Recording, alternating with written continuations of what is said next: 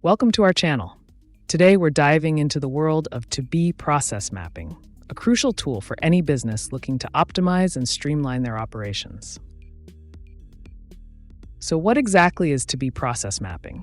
Simply put, it's a method used to visualize the future state of a business process.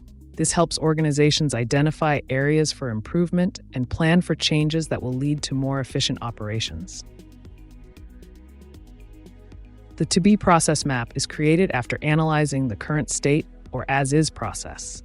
By comparing the two, businesses can pinpoint inefficiencies and design a more effective workflow.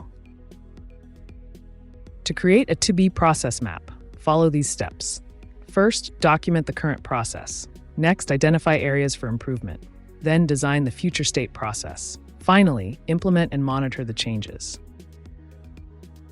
Collaboration is key.